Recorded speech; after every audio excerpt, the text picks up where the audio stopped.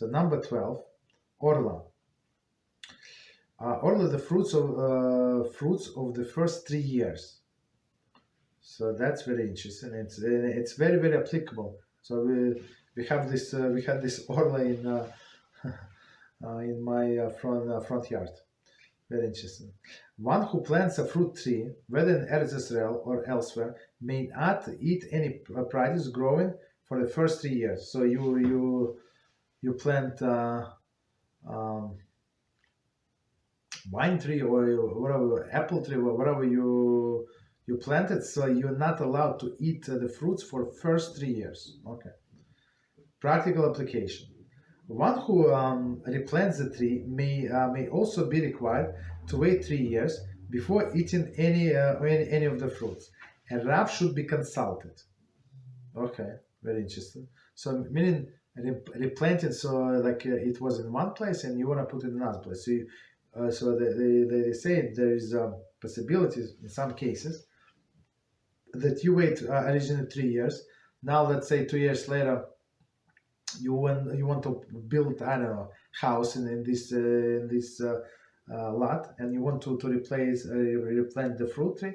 So technically you're allowed, but according to some opinion you would need to wait another 3 years until you're able to use the fruits.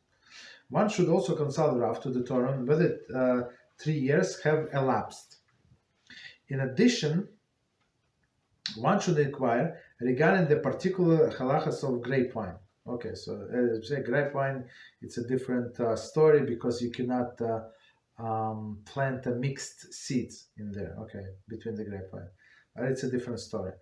And it's very interesting. It says how to calculate the 3 years. So I say, well, I'm stupid. I don't know how to calculate 3 years. No, nobody calls you stupid, but that's not how we calculate the years. Right? That's halachic definition when the year starts. Continue. Practical application. One contemplating planting a fruit tree should be aware that the prohibition of destroying such a tree. A fruit tree that is no longer desirable should not be cut down. This may present a serious problem for someone who wishes to build an addition to his home or clear the land. So it's this part is very, very practical. So basically it's saying that we have halachah, you're not allowed to destroy fruit tree, even if it's no longer produces fruits. Very interesting, right? And so a person, let's say they just bought a house and they planted all of this garden, and then they decided that we want to do extension, we want to do whatever we want to do, right? You want to make a playground for kids, so you're not allowed to destroy this tree, period.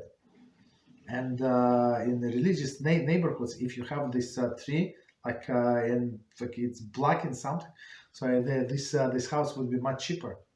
Why? Because nobody wants this tree. Like you're not allowed to touch it. So and if there is some leniency and there is some opinions that say, yeah, you can do it from a non-Jew. Guess what? It says that in the Talmud that if you destroy this tree, so your life is in danger. So don't do it. Don't play with this tree. So ask a rabbi before you do all of these things. Okay.